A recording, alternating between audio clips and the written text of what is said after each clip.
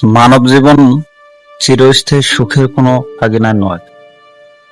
এখানে সুখ দুঃখ, আনন্দ বেদনা, বিপদ আপদ লেগেই থাকে।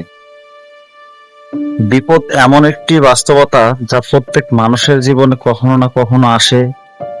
কেউ সহজে তা পার হয়ে যায়, আবার কেউ হোঁচট খেয়ে থমকে যায়। তবে বিপদ শুধু দুর্যোগ নয়, এটি আমাদের শক্তিশালী করে, শিক্ষা দেয় এবং পরবর্তী জীবনের জন্য প্রস্তুত করে। বিপদ এলে মানুষ সাধারণত আতঙ্কিত হয়ে পড়ে, যা পরিস্থিতিকে আরো জটিল করে তোলে। তাই বিপদের সময় ধৈর্য ও বুদ্ধিমত্তার সঙ্গে পরিস্থিতি মোকাবিলা করা জরুরি। সমস্যা বিশ্লেষণ করে দ্রুত সমাধানের পথ খুঁজতে হবে। আত্মবিশ্বাস ও সাহস বিপদ মোকাবিলায় গুরুত্বপূর্ণ ভূমিকা পালন করে। পাশাপাশি পারস্পরিক সহযোগিতা ও সহমর্মিতা মানুষকে বিপদ থেকে মুক্ত করতে সহায়তা করে।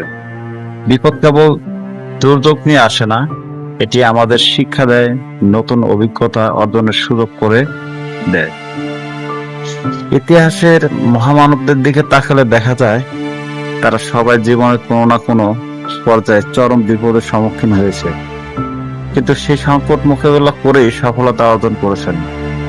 বিপদ আমাদের ধৈর্য, মনোবল ও সংকট ব্যবস্থাপনার দক্ষতা বাড়ায়। বিপদ জীবনের একটি অবিচ্ছেদ্য অংশ, এটি থেকে পালিয়ে বাঁচা যায় না, বরং এর সঙ্গেই লড়াই করেই সামনে এগিয়ে যাওয়ায় প্রকৃত বুদ্ধিমানের কাজ।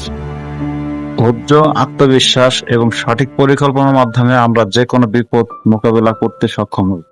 তাই বিপদকে দুর্যোগ মনে না করে একটি শিক্ষার একটি অংশ হিসাবে গ্রহণ করাই উত্তম।